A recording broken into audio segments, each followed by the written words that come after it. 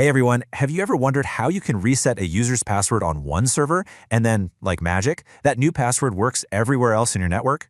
Well, that's not magic, it's Active Directory replication. It's this invisible force that keeps everything consistent. So let's pull back the curtain and demystify how this whole thing actually works. To get our heads around this, let's use a quick analogy. Picture a huge library system with branches all over the city. They all share one master catalog. Now, if a librarian in one branch adds a new book, how do all the other librarians find out? How do they make sure they don't accidentally overwrite each other's changes? That is the exact problem that Active Directory replication solves, just with domain controllers instead of librarians. And the solution really starts with this idea called the multi-master model. What this means is that there's no single boss server.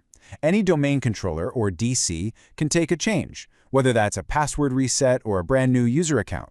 Every single DC is a peer, and that makes the whole system incredibly resilient.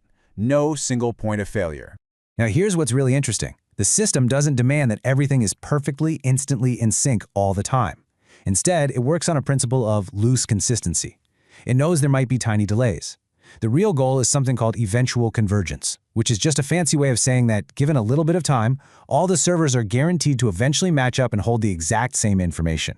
So, when we say a change happens in Active Directory, what are we really talking about? To understand replication, we first have to break down what's actually being moved around the network. Okay, so everything in AD breaks down into two simple things: objects and attributes. An object is, well, it's a thing, a user account, a computer, a printer. An attribute is just a piece of information about that thing, like the user's password or their phone number. So when we're talking about a change, we're almost always talking about an update to an attribute on an object. Right, so how does a server even keep track of all these changes? It uses something called an update sequence number, or a USN. Honestly, the easiest way to think about it is like one of those ticket counters at a deli. Every single time a change is made on a domain controller, that DC's counter goes up by 1. This simple little number is the absolute key to tracking what's new. Now that we know what a change is and how it gets its own little ticket number, let's look at the actual process. It's a surprisingly simple and, I think, kind of elegant 3-step dance that keeps the whole network in sync. It all kicks off with origination. Some change is made and the local USN counter ticks up. Next up is notification. The DC sends out a tiny little message to its replication partners, basically saying, hey, just so you know, I've got some new stuff for you. And finally, and this is the most important part, the partners pull the changes. They are the ones who start the conversation to request the new data. I'm going to say that again because it's so important. Replication is a pull, not a push. The server that has the updates doesn't just shove them out to everybody else. Nope. It just announces that it has them, and then it's up to its partners to come and ask for them. This makes the whole system way more efficient and a lot less chatty on the network. But hang on a second. How do these servers even know who their partners are? Who's drawing the map for all these connections?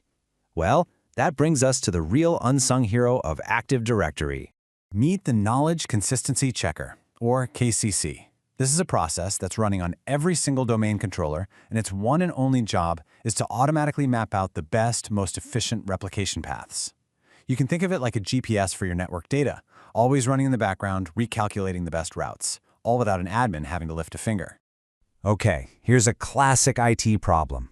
With this multi-master model, what happens when there's a conflict? Let's say two admins in two different offices change the same user's password on two different servers at almost the exact same time. Who wins that fight? The answer is actually beautiful in its simplicity. The last right wins. Period. That sounds a little too easy, right? But the system isn't just guessing. It uses something called timestamp-based resolution. Every change gets a very precise timestamp. So when there's a conflict, AD just looks at the two timestamps, and whichever one is later is the winner. The other one just gets thrown away. It's clean, it's effective, and it's totally decisive. All right, so far we've been talking about how replication works, but where it happens is just as important. See, the system is smart enough to change its behavior based on the physical location of your servers. And this is where the idea of sites comes into play. Inside a single physical location, what we call intra-site replication, everything is fast and furious. Changes replicate quickly and the data isn't compressed. But when you're replicating between different sites, maybe over a slower network link, intersite, the system gets way smarter. Replication happens on a schedule, all the data gets compressed to save bandwidth, and admins get more control over the topology. Oh, and one quick but really important side note, there's a special folder called sysvol. It's where critical things like group policies and login scripts live. Now, this data doesn't use the standard AD replication we've been talking about. It actually uses a whole separate technology called Distributed File System Replication, or DFSR, which is just better at handling and syncing up entire files. Okay, let's bring it all home. If you only remember 4 things from this, make it these 4 pillars.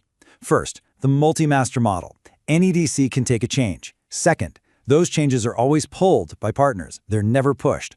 Third, the KCC is the automatic map maker, building all the routes for you. And fourth, the whole system works towards eventual convergence, guaranteeing that everything will eventually sync up. And that's pretty much it. That's how Active Directory keeps its entire universe in sync. So I'll just leave you with this question to think about. Now that you know exactly how these changes flow automatically and predictably through your entire network, how does that change the way you think about designing things, or maybe even how you think about defending against threats? Definitely something to chew on.